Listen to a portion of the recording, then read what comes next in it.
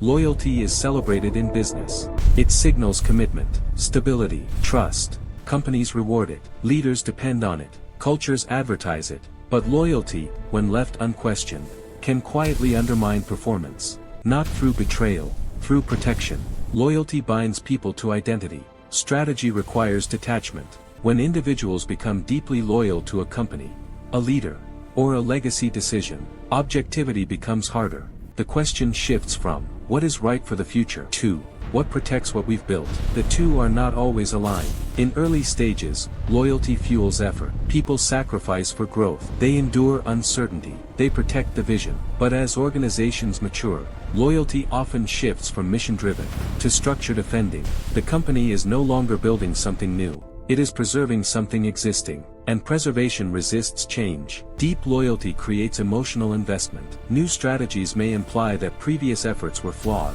Long-time contributors may unconsciously resist change to protect the value of their past work. This is rarely deliberate. It is psychological self-preservation. Innovation can feel like invalidation. Organizations often retain underperforming leaders because of tenure, because of past contribution, because of history. Loyalty blurs evaluation. Performance conversations soften. Standards become flexible. Accountability weakens. Not out of incompetence, but out of gratitude. Loyalty often forms around individuals, not institutions. Teams align with certain executives. Departments protect their own. Decision-making becomes political, not hostile, but protective. People defend relationships as much as outcomes. This slows clarity. In loyalty-driven cultures, disagreement can be misinterpreted. Questioning strategy may appear uncommitted. Challenging leadership may feel personal. Over time, employees self-censor. Critical insight disappears. Under the weight of relational obligation, the culture becomes unified, but intellectually weaker. When individuals tie their identity to the organization, separation becomes threatening. If the company fails, they feel they fail. If leadership is questioned, they feel questioned. This fusion intensifies loyalty, but reduces adaptability. Healthy systems allow psychological distance. Over-identified systems resist correction. Every organization makes mistakes. In strong cultures, mistakes are confronted. In loyalty-heavy cultures, mistakes are rationalized. Narratives are adjusted. Blame is redirected. Context is reinterpreted. The decision remains untouched, not because it was correct, but because loyalty protects it. Not everyone responds to loyalty pressure the same way. High performers who value autonomy often leave quietly. They sense rigidity.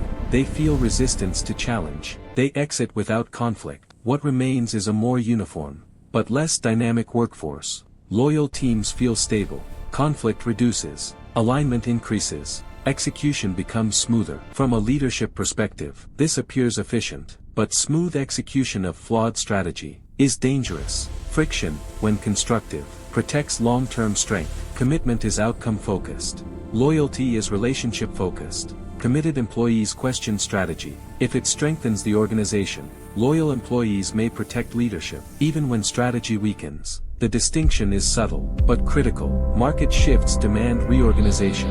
New leadership, new capabilities, new structures. But loyalty to existing leaders can delay transition. Succession becomes emotional.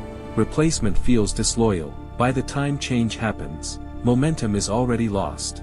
When organizations center around charismatic founders or long-standing executives, loyalty intensifies. Success becomes personal. Questioning direction feels like betrayal. But strategy must evolve beyond personality. Otherwise, loyalty traps the organization. In the era of its past success, loyalty without accountability creates complacency.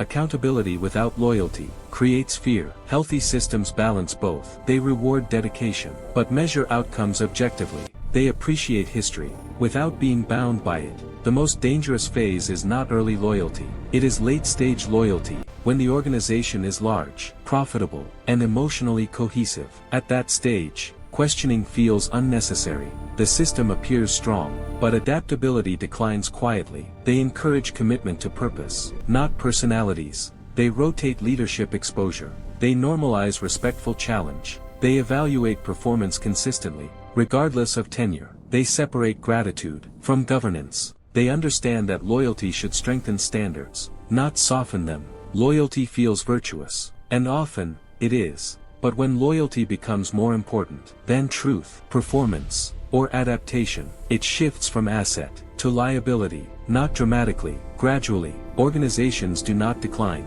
because people stop caring. They decline because people care in ways that resist necessary change. Loyalty, unmanaged, can anchor a company to its past, and in competitive markets, anchored companies do not collapse instantly. They drift, and drift, over time, is indistinguishable from decline.